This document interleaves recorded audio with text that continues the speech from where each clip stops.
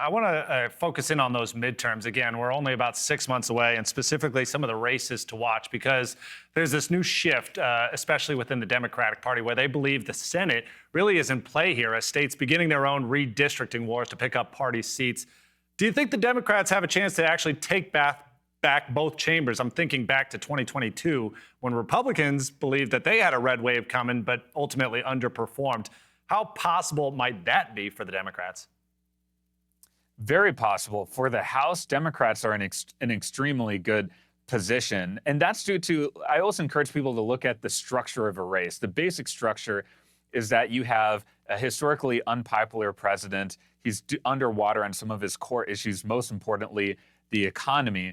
And so Democrats, being the out party, have a built-in advantage. Secondly, Democrats have now become the high propensity voters. And so that means in a midterm election, Democrats are more likely to come out and vote. Right. So those two things alone will likely lead to a Democratic wave, at least in the House. Now, the Senate, a little more complicated.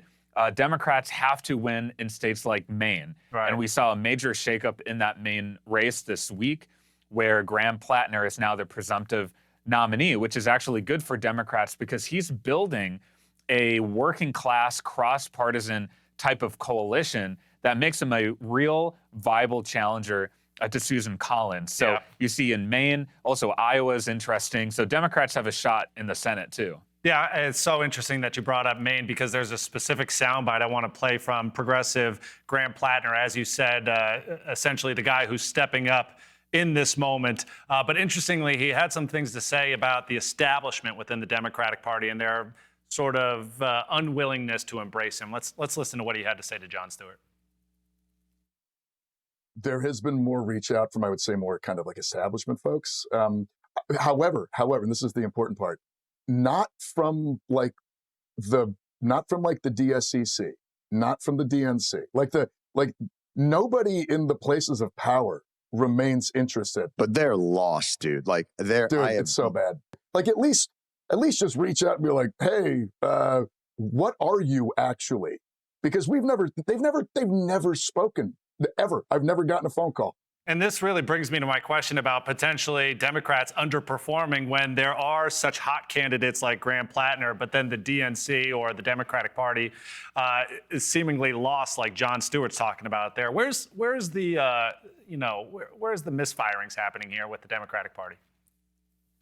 Well, first, I know what it feels like to run in a U.S. Senate race where the National Party gets involved. And in that case, in my home state of Wisconsin, you saw the National Party lack some curiosity.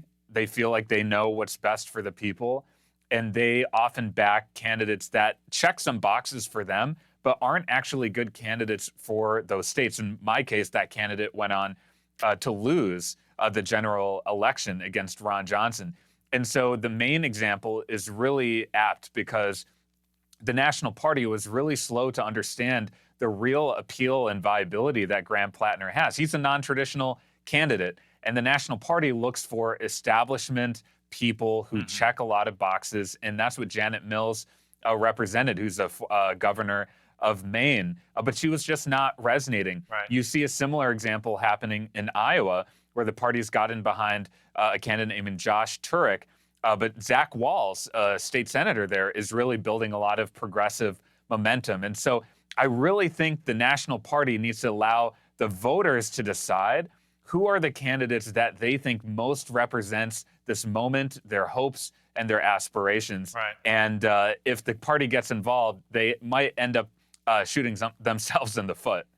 Yeah, as you can see on that last map, there's around 11 different races from 11 different states that could potentially change the entire landscape of our Congress. Stephen Olikara, thank you very much for your time today, sir. Thanks for having me.